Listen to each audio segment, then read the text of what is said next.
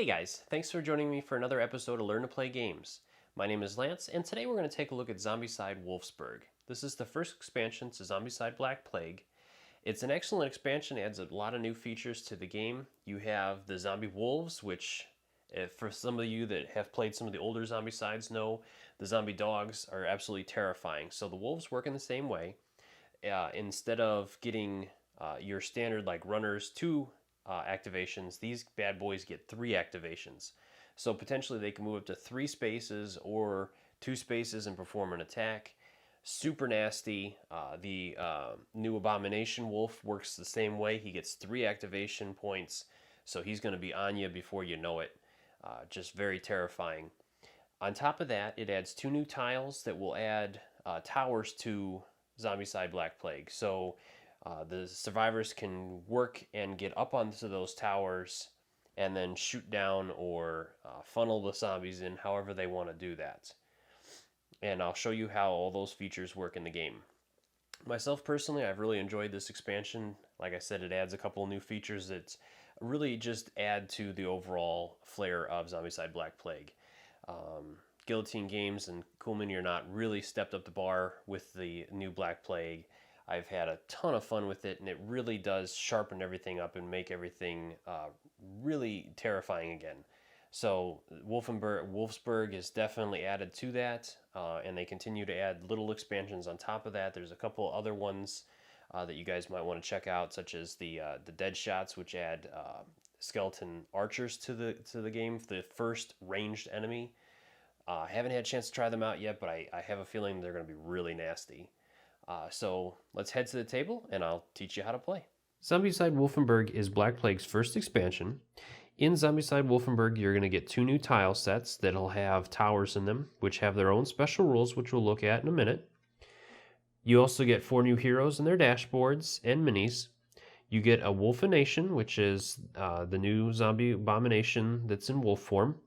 You get 21 zombie wolves, 4 new starter equipment cards, 8 zombie spawn cards for the zombie wolves and the zombie abomination, and 18 new equipment cards that have various equipment on them that we're going to look at here in a minute. Here we have an example of some of the new magic equipment cards that you're going to run into, and these are the same as any other equipment card that you have. The only difference is that these have restrictions on when you can use them, and the restriction is shown at the top with the gauge.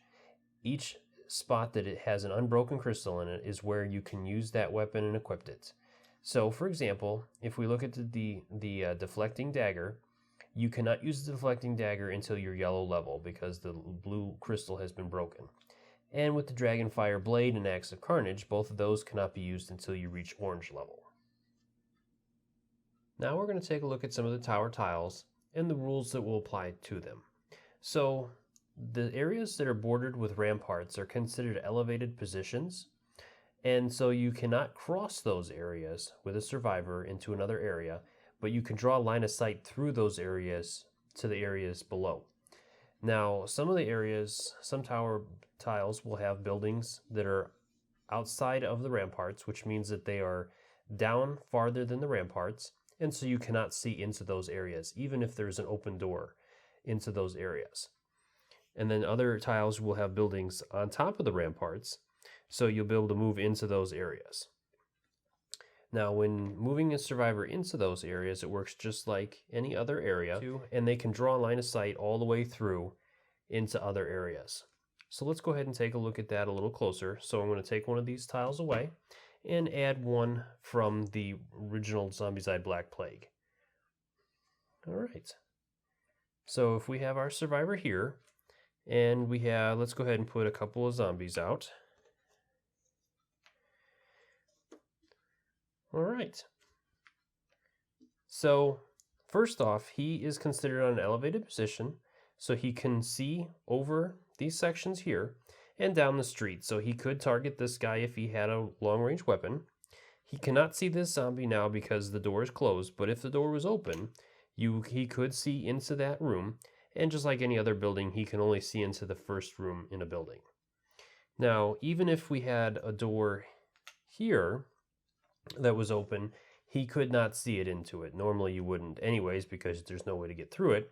But even if there's a door open, any building that is next to the ramparts, you cannot see into because it's just too close to the ramparts to be able to see it. Now, the other thing I'd like to point out is that you can shoot over other buildings. So in this example here, our guy would be able to see over this building and into this street zone to target this zombie wolf if he chose. All right, so let's take a look at how the new zombie wolves work and the new zombie wolf abomination. So with zombie wolves, they work just like runners, except for they have 3 action points. So with our situation here, Carl is going to be in some trouble because he's got 3 wolves bearing down on him.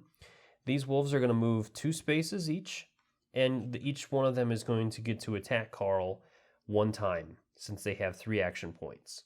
So for example, the wolf that was here spent 1 action to move here, 1 action to move here, and he still has 1 action left. So from here, they're going to go ahead and attack Carl. He happens to have 4+ armor on, so he's managed to save 2 out of the 3 hits. And so then we activate the Wolf Abomination, who also has 3 action points. So he's going to move 2 spaces into Carl's space, and then he's going to attack Carl. Now the difference with the Wolf Abomination is that, just like any other abomination, it bypasses his armor save, so it's just going to do Carl a wound, which puts Carl in real danger. He's only got 1 left. And just like anything else, it will take a weapon that's strength 3 to bring it down, or the dragon fire. With zombie wolves, they are only 1 point of damage to kill, but as you can see on this chart here, their priority against ranged weapons puts them almost last. The only one that beats them is the necromancer. For those of you that have played some of the other Zombicide seasons, you may be familiar with Ultra Red mode. For those of you that are not, it is a mode that allows you to gain experience past your initial level of 43. So once you reach red level and you're at 43, you're maxed out. In Ultra Red mode, you would simply move your gauge back down and continue gaining experience. You won't get any new skills for your blue and yellow levels, but once you reach orange again, then you would gain your second ability, your second skill. So with Theo, he would get his +1 dice to melee. And then you would continue moving. When you reach red again, you would get to choose one of the 2 reds that you currently have open.